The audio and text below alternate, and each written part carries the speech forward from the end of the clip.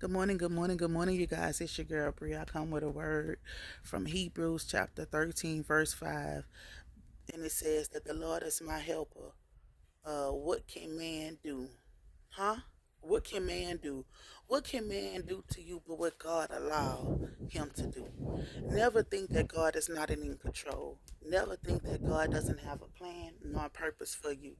Never think that man is doing something to you that God has not allowed him to do, that he has not ordained to happen in your life. Yes, sometimes it may seem like it's not aligned, but nothing happens by coincidence. It is all aligned to your life. It is all predestined for your life. You may not understand it, but God does. It's already written in the book of life. So man can't do nothing to you but what allows everything that you're going through in your life, slander, whatever it is that you may be going through, sickness in your body, whatever. God knew this already. He knew this already, but he is your helper. He is your seeker. That's why he say, seek ye first the kingdom of heaven and his righteousness, and everything will be added to him. See, some of the things you're going through, you don't even have to be going through it.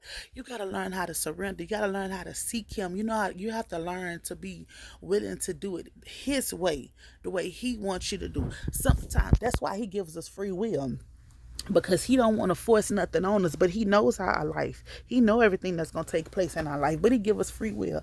Either you going to take the short route, or you going to be carrying on this thing for years. Either way you want to do it. Like I said, some visits might take 5 days and people turn them into 5 years. I heard me. Some people come in your life, it could be, you could supposed to have that person in your life for a casual encounter. You end up keeping that person in your life for a whole lifetime, and that's not what God has ordained to happen in your life. God is your helper. Seek him. Ask him. Man cannot do nothing to you unless God allow it. Whatever it may be that you're facing, whatever it may be that you're going through, who is man? Who? Can you somebody tell me who is man, and what can man do unless God allow man to do it to you? God has to allow all this stuff. I need to sit down and I need to think about that. Got a court case coming up, facing prison time. God is allowing that to happen to you for a reason, because he gave you a route. Either you can go this way or you can go that way. You heard me?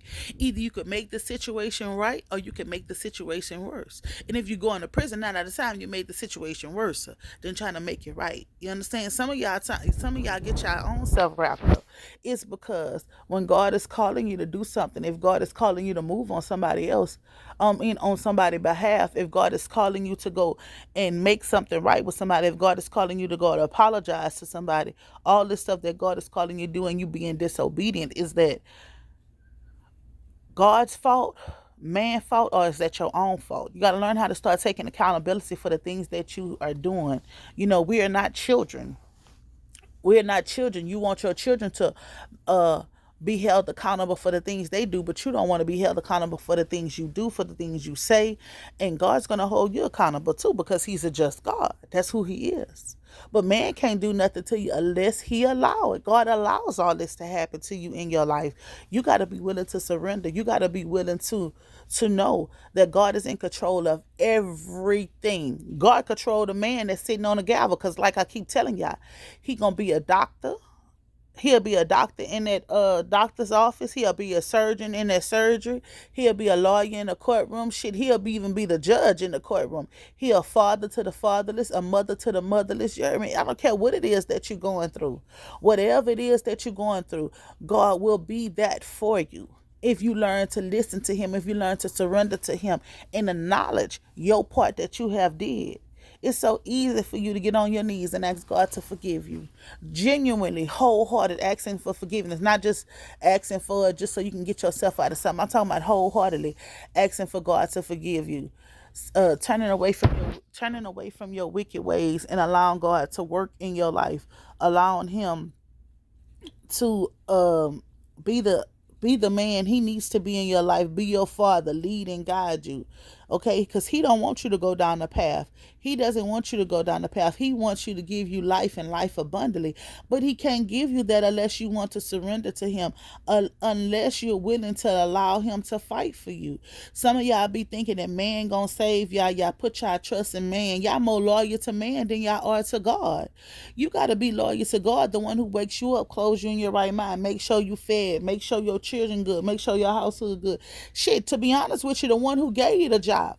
You thinking that man gave you the job. Man was second guessing. Man ain't want you on this company, but God. God laid it on his heart to give you this job. And you still not trying to praise him. You still not trying to thank him. Some of y'all family was on a deathbed in the hospital. Man want to give up. But God stepped in and intervened on the situation and made sure that your family he breathed life in your family one more time so they could see another day. Some of y'all children uh going through leukemia, diabetes. Let me see what else. Leukemia, diabetes. What else I seen? I seen leukemia. I seen diabetes. I seen what else? What else? What else? Dang, what is it? I'm looking, Lord Jesus.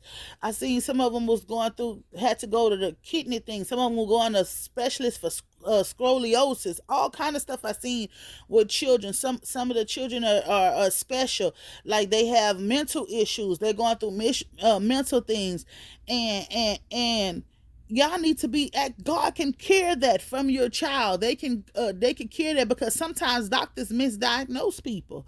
God can step in and turn that around for your child, for your children. You have to be willing to surrender. You have to be willing to call on his name and asking him to show up and show out in your child's life. If you're not willing to do that, if you keep trusting in man instead of trusting in God, it's no way I'm gonna go to the doctor and get a bad report and then go tell them about what this doctor said. No, because the God I serve, he told me by his stripes, I'm healed. You heard me? He told me that no harm or danger shall come near to me. Y'all got to learn how to start speaking life over y'all life, over y'all situation, over y'all children, over y'all family members, over y'all lovers. Yeah, you got to speak life to it. It ain't no time for you to be, oh, well, the doctor said, no, no, no, no, no, no, no, no, no. What God said. God said he can heal you. God said he can heal you mind, body, soul, and spirit. And trust and believe he's going to do it because what is man? Who is man? Okay? Who is man and what can man do to you but what God allowed to be done to you? It's your girl Bree. I love you guys. I hope you guys have a blessed and prosperous Sunday. Peace.